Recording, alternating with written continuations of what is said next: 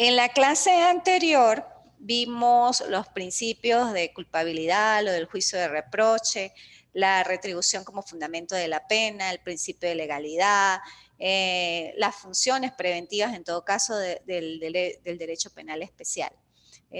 Más o menos en cuanto al principio de legalidad, para hacer un breve repaso, bueno, efectivamente para que una persona sea condenada declaradamente culpable de ese hecho ilícito, tiene que estar en un tipo penal ya previamente establecido. No pueden haber normas, por decir en blanco, normas que se creen para ese caso particular, sino ya debe estar el delito tipificado. ¿Y tipificado dónde? Bueno, la norma sustantiva por excelencia es el Código Penal.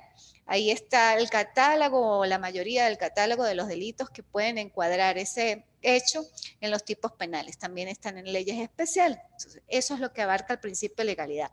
Todo hecho debe encuadrar en una norma, en una ley penal, en un tipo penal, en este caso específico, que es derecho penal. Y más derecho, bueno, penal contemporáneo, que es el del día de hoy. Eso fue lo que vimos más o menos en la clase pasada. Y la prevención, pues que el derecho penal especial o el derecho penal es de una u otra manera informarle a la ciudadanía, a la comunidad, que si comete un hecho que está prohibido por la ley, efectivamente, pues va a tener un castigo, una pena, una sanción. Más en el ámbito penal, si se establece o si actúa de manera contraria a la ley o produce un acto que es antijurídico, pues necesariamente va a ser castigado con una pena, llámese de presidio, de prisión, de arresto, dependiendo pues del ilícito penal que cometa y de la gravedad del daño causado y del objeto jurídico lesionado. Así las cosas, pues vamos a ver hoy lo que es la interpretación de la ley penal. Tema fundamental, bueno, para ustedes abogados, que es necesario y que es parte, que la interpretación de la ley penal viene muy en consonancia o está en congruencia y en coherencia con la argumentación jurídica propiamente. Pero, ¿qué es esa interpretación penal o interpretación de la ley penal? Es indagar su verdadero sentido y alcance. Cuando hablamos de sentido y alcance es esa manifestación que da la ley o la propia norma o el propio artículo sobre lo que debe uno en el momento de aplicar la justicia o aplicar la ley, cuando llamamos la aplicación de la ley. Muchas veces esas aplicaciones son exegéticas o literales de la norma y eso vamos a verlo ahorita, lo que es la interpretación literal, la interpretación gramatical. Pero necesariamente, a pesar de ser esa interpretación, no debemos guiarnos solamente por lo que dice una frase o dice una palabra, sino debemos guiarnos por el contexto de esa palabra o de esa frase. Eso es la interpretación, sentido y alcance. ¿Cuál es el sentido? Los verbos rectores que componen el articulado o la ley penal. ¿Cuál es el alcance? Su extensión, el contexto, porque muchas veces no podemos desmembrar el alcance o el sentido de la ley bajo una palabra o dos palabras, sino tenemos que revisar el contexto. ¿Cuál fue la intención propiamente del legislador? Es muy importante llegar, cuando hablo allí del legislador, ¿quiénes redactan las leyes? Legisladores. ¿Y quiénes son los legisladores? Personas comunes y corrientes como nosotros que tienen esa investidura como tal que se le otorgó a la Asamblea para crear y producir las leyes. Leyes que estén en consonancia con una realidad social, con nuestra realidad social, ¿verdad? Muchas veces de esas creación de leyes que las crea o las produce un ser humano, esa intención es muy subjetiva. Por eso a veces también nos encontramos leyes o contextos o articulados que decimos, oye, o sea, no entiendo muy bien este artículo, ¿qué querrá decir el legislador? Porque ahí viene la parte, la interpretación subjetiva de la ley. Por eso es el alcance, sentido y alcance. La interpretación de la ley tiene dos aspectos importantes, uno subjetivo y uno objetivo. Cuando hablamos de subjetivo es la intención propiamente del legislador y el objetivo es lo que el legislador quiso para la comunidad en general. Pero esa persona que redacta esa ley, pues lógicamente está a veces llena de emociones, de carencias, de debilidades, de fortalezas. Y esas fortalezas, debilidades, carencias y emociones, pues las plasma muchas veces en la producción de las leyes. Y por eso debemos hacer una interpretación eficiente y eficaz en el momento de poder aplicar la ley. No solamente hay que aplicarla de manera tajante, sino viendo el sentido holístico y la intención no solamente del legislador, sino la intención, en todo caso, o lo que espera la sociedad en el momento de aplicar la ley. Por eso es necesario hablar inclusive de los fines de la interpretación de la ley, que es viene la teoría objetiva y la teoría subjetiva. La teoría subjetiva es propiamente la intención del legislador en el momento de plasmarla. Ejemplo, en el artículo 405 del Código Penal dice el que intencionalmente haya dado muerte a una persona. ¿Qué quiso el legislador allí? Determinar que producto de la comisión de un hecho delictivo intencional iba a ocurrir una pena o se va a sancionar a esa persona con una pena determinada. Pero dos palabras claves que haya dicho, el que intencionalmente haya dado muerte, intención, dio muerte. ¿Cuál es el sentido y alcance? Dos parámetros en un solo contexto. Tiene que tener intención y efectivamente esa intención al materializarla necesariamente tiene que producir o su consecuencia inmediata es la muerte de la persona. Entonces ese es el sentido y alcance de la ley en su contexto. No puedo desmembrarla normalmente porque no puedo decir dio muerte, pero ¿bajo qué forma dio muerte? Intencional, culposo, preterintencional, concausal. Por eso es que es el contexto del articulado. No puede ser separado uno de otro, sino tiene que de una otra manera de interpretarse en su forma general y contextual. Igualmente, en esa forma de interpretación hay algo muy importante que son las llamadas normas de remisión y están establecidas en el artículo 4 del Código Civil, cuando dice la ley debe atribuírsele el sentido que aparece evidente del significado propio de las palabras, según la conexión entre ellas entre sí y la intención del legislador. Entonces, tres factores fundamentales: el contenido, el significado de las palabras que aparece evidente en el momento que uno lee, según la conexión de ellas entre sí, congruencia y coherencia en el contexto de la ley y la intención del legislador. ¿Qué quiso el legislador cuando efectivamente articuló esa norma en una ley penal o en una ley especial? Tres claves necesarias para poder usted determinar y dar la interpretación, si se pudiera decir, positiva y eficiente en el momento de la aplicación de la ley. Esa interpretación lleva momentos o sujetos que deben interpretarla. Hay tres sujetos en la interpretación o tres formas de interpretar la ley, que está la interpretación auténtica, la interpretación judicial y la interpretación doctrinal. La interpretación auténtica es la que hace el propio legislador en el mismo texto de la ley o en otros textos. Cuando hablamos del mismo texto o mismo cuerpo legal, es por decir, antes, o bueno, ahorita hay muy pocos reglamentos, pero en la ley, por decir, antes la derogada ley de tránsito, ese es el cuerpo legal, texto de la ley. Cuando hablamos de otro cuerpo de la ley, es sus reglamentos. Esa interpretación debe ser en consonancia con la ley y con su reglamento. Muchas veces es necesario tenerlas las dos a la mano para poder hacer la interpretación auténtica de la ley. La intención que quiso el legislador en la norma relevancia o preponderante en ese momento, que es la ley normal, la ley especial o ley orgánica, y conceptualizar o verificar el reglamento de esa ley. Ambas hacen una interpretación auténtica de la intención que tuvo el legislador en el cuerpo legal principal, que es la ley, más su reglamento. Por eso se llama reglamento. Regula algo que ya está previamente establecido, pero es una interpretación auténtica que hace el legislador y que nosotros hacemos en el momento de verificar el artículo que estamos en ese momento verificando, conociendo, estableciendo o aplicando. Está la otra, que es la interpretación judicial. ¿Quién hace esa interpretación judicial? Los operadores de justicia, necesariamente. ¿Quién es el operador de justicia principal que hace la interpretación de la ley? Si bien es cierto que la interpretación de la ley la hacen los intervinientes en el proceso penal. ¿Quiénes son los intervinientes en el proceso penal? Llámese fiscal del Ministerio Público como titular de la acción penal, defensa pública. Está el principal, que es el director del proceso. ¿Y quién es el director del proceso? El juez. ¿Y quién es el juez? Es el que tiene la facultad de dictar el derecho, de tener jurisdicción. Recuerden que jurisdicción viene de dos palabras latinas, juris, que es derecho, y dictio, dicción, decir el derecho, la facultad de decir el derecho. ¿Quiénes tienen la facultad de decir el derecho? Los jueces. Y los jueces deben hacer esa interpretación judicial en los casos que en su conocimiento se colocan. Cuando un juez hace esa interpretación judicial, desde los actos iniciales del proceso hasta la fase inclusive de ejecución. Porque en el momento que una persona es aprendida en flagrancia y se coloca la orden del juez, el juez debe dictar una decisión y verificar si hay aprehensión o no en flagrancia, ver las situaciones que concurren para poder dar el calificativo si hubo flagrancia o no hay flagrancia, qué procedimiento debe seguir y la aplicación de las medidas cautelares. Esa interpretación la hace el juez dependiendo de los hechos que les expone el fiscal del Ministerio Público y él va a dictar su decisión.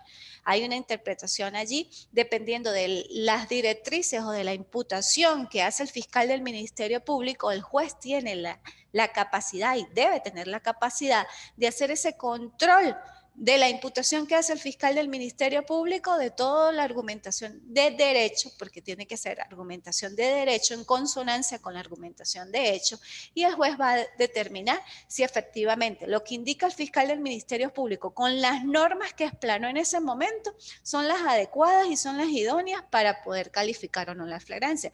Si considera que hay vacíos o hay ambigüedades allí, es donde va el juez a interpretar la ley y verificar qué es lo que está pasando para darle un sentido de alcance necesariamente justo. Porque si bien es cierto, o sea, la interpretación de la ley nunca debe ser en detrimento del justiciable, siempre tiene que ser en favorecimiento del justiciable. Debemos buscar y tener como norte favorecerlo, no desmejorar su condición, sino siempre favorecerlo. Esa interpretación judicial inclusive se hace extensiva en el momento que el juez, como operador y director del proceso, hace uso de los llamados controles, principalmente el control difuso. ¿Y qué es el control difuso? Es la potestad que tiene el juez de verificar que una norma procedimental choca con una norma constitucional y en el momento que hay choque o conflicto entre esas dos normas, ¿qué hace? Desaplica la norma procedimental y aplica la norma constitucional.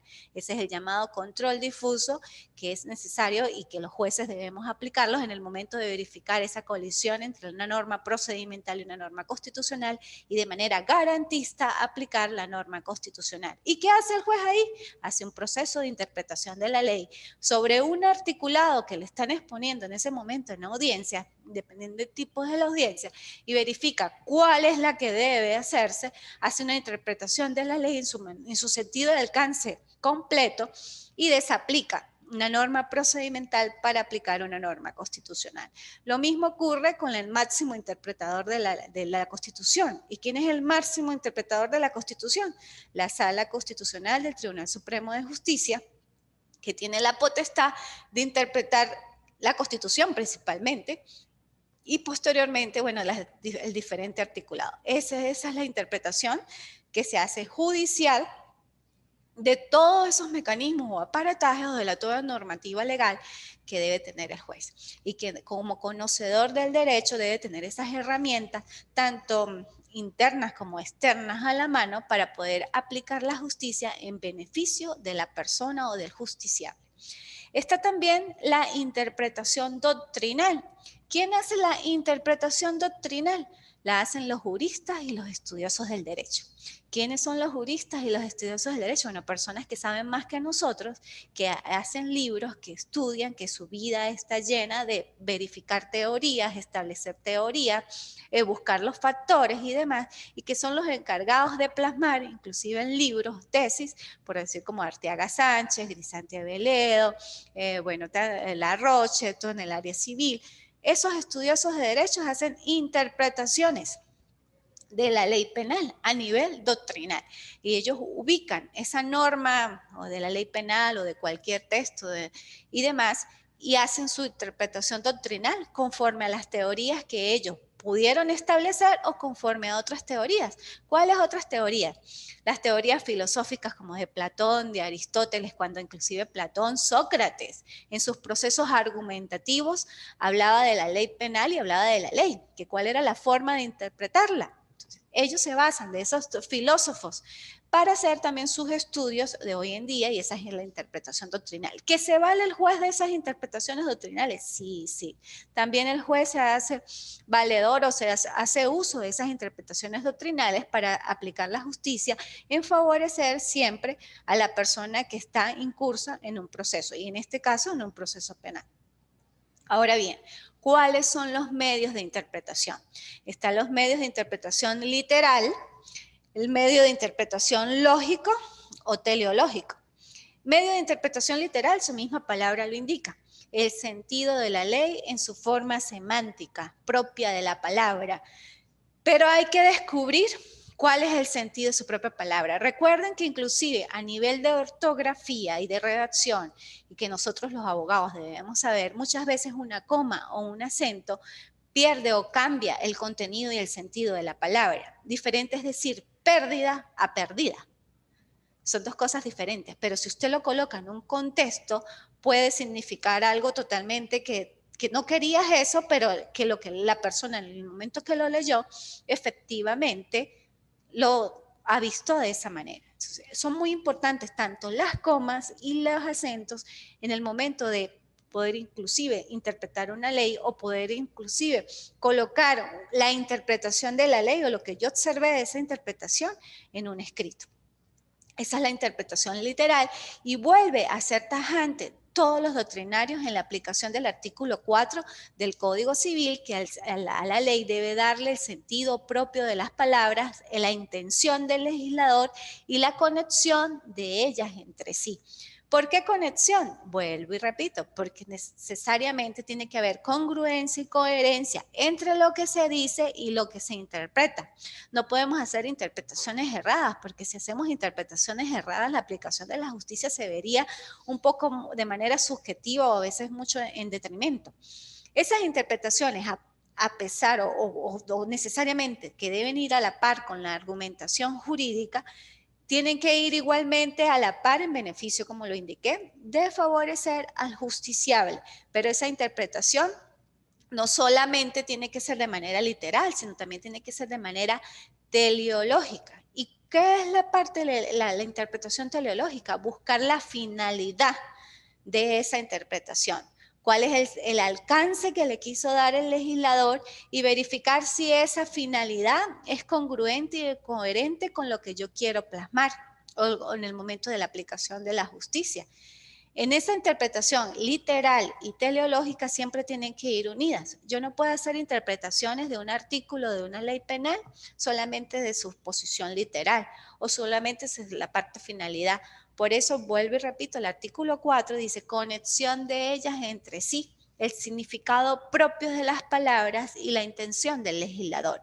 Tres aspectos fundamentales para hacer un uso o los medios de interpretación y eficientes y efectivos en el momento. Dentro de esa interpretación literal, a veces nos basamos mucho de conocimientos científicos, no máximas de experiencia. Esos conocimientos científicos, cuando vemos informes detallados o inclusive en las mismas leyes que contienen parámetros o tecnicismos propios de algún oficio, de un arte o de una ciencia, debemos hacer uso de ese tecnicismo o de esa ciencia o de ese arte y verificar exactamente. Pero ojo, también hay que tener cuidado sobre la extracción de la palabra como tal o de ese tecnicismo. Muchas veces en el diccionario de la Real Academia se dice, esta palabra significa de esta manera, pero en el momento en que yo la voy a colocar en el contexto, pierde totalmente ese sentido, se le da otro alcance.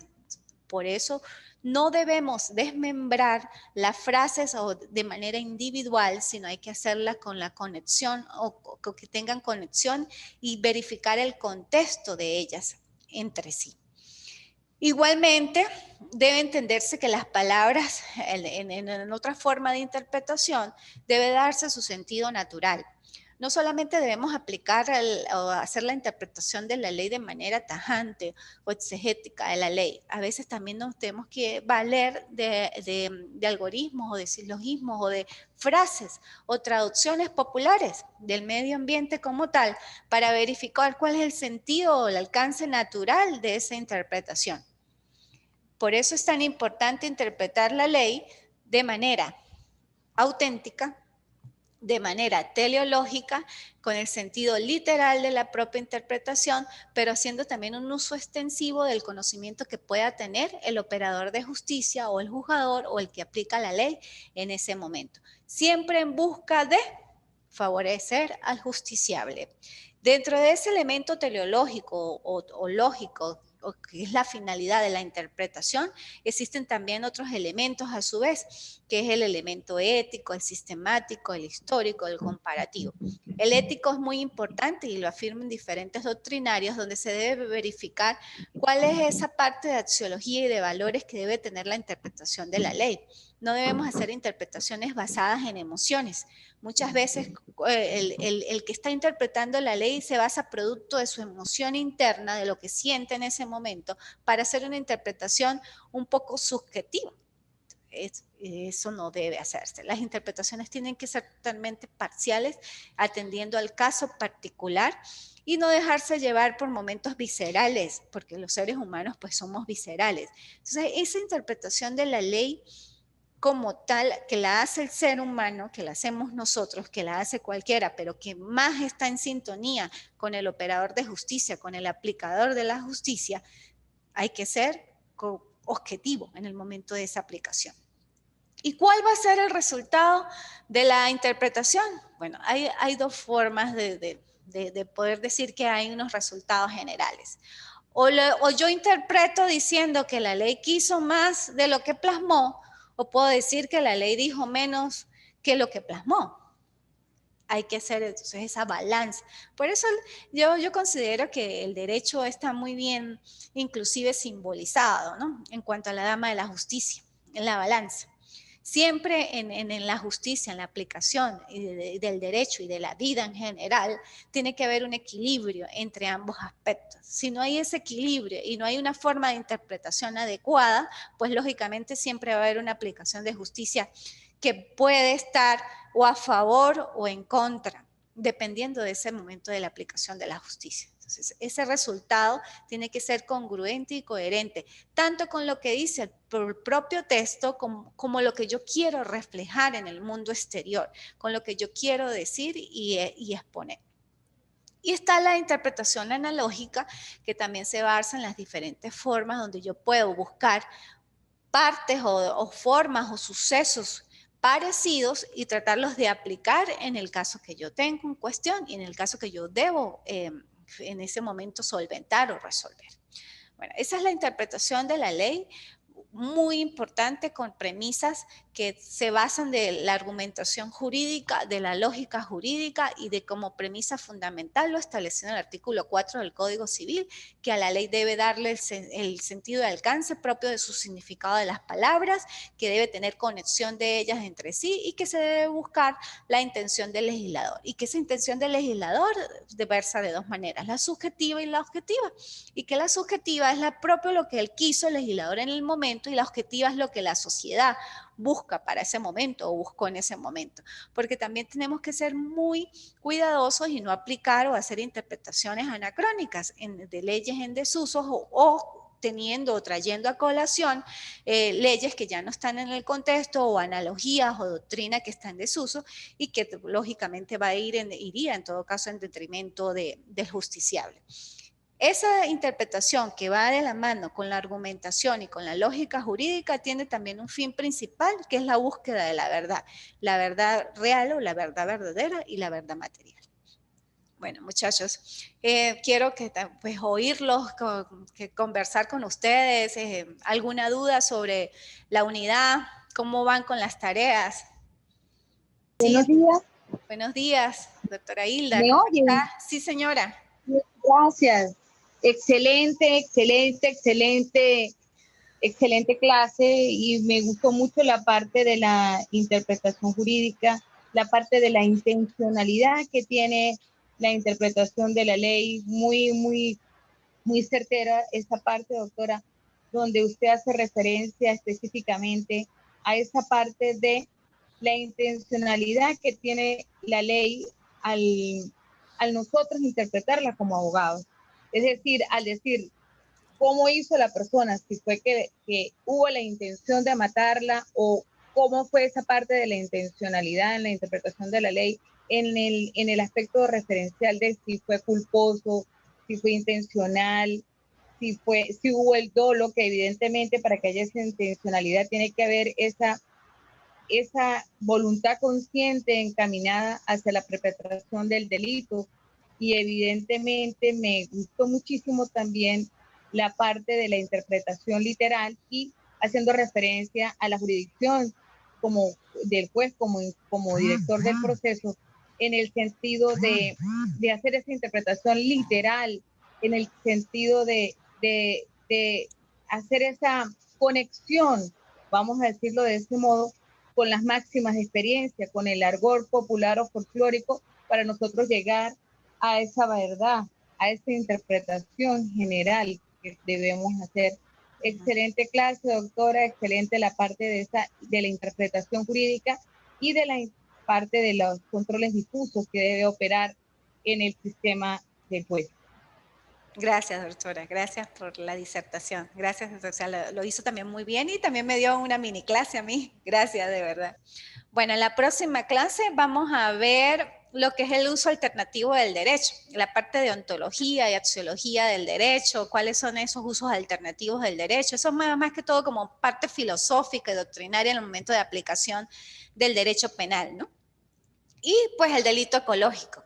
Vamos a tocar algunas cosas de la Ley Penal del Ambiente, lo que es propiamente el delito ecológico, el sujeto activo, el sujeto pasivo, el verbo rector, el objeto jurídico protegido del delito ecológico y demás. Bueno, muchachos, me alegra haber compartido estos espacios y minutos de su tiempo también. Y bueno, nos espero ver la próxima clase. Gracias.